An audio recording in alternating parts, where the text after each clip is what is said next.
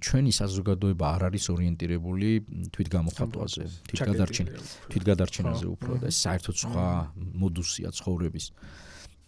და ასეთი საზოგადოება აყალიბებს აი ამ გხუნძლავს დაკვეთებით. რომლებიც გვხვდება კიდევ მეორე რა, ეზოში, ბაღში, ოჯახში ხო ზედმეტი ალაპარაკი და ამ შემდეგ. ეხლა როცა ადამიანი მოზარდობის პერიოდში ხვდება რომ სოციალიზაცია მნიშვნელოვანია, ანუ გამოიარა ბავშვობის ასაკი, როცა მის გარშემო ტრიალებდა ყველაფერი და რომელ სათამაშოზეც ხო რაღაც კაპრიზს გამოხატავდა იმ სათამაშოს სწრაფად მიიღებდა და თურმე ცხოვრება არ ყოფილა ეს თამაში და გაცლებთ რთული მოვლენა, ხო? და სწორედაც რო სხვებსაც რო უნდა სათამაშოები და თამაში და მოთხოვნილებების დაკმაყოფილება ეს თურმე მეც უნდა გავითვალისწინო, მარტო ჩემი არ უნდა გაითვალისწინო, ეს არის ძალიან სერიოზული გარდატეხა, მოზარდობა სწორედ ამას უკავშირდება და ამით მოვდივართ სოციალიზაციამდე. ასე ვქმნით ჩვენ ორგანიზაციებს.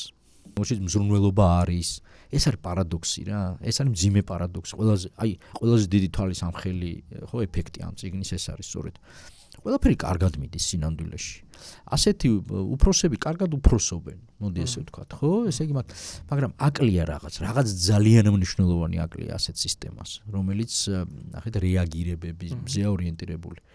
და უფრო აი შენარჩუნებაზე, გადარჩენაზე, რაღაც ის ხო დაკონსერვებაზე, რაღაც პროცესის არის ორიენტირებული. ინიციატივებს არ წყალობს, ხო? ინიციატივები არ იბადება რა, შემოქმედებითი ინიციატივები არ იბადება. როცა შემოქმედებითი ინიციატივები არ აგვაქვს, ჩვენ მტკეპნით ადგილს. და მეტიც მივდივართ უკან.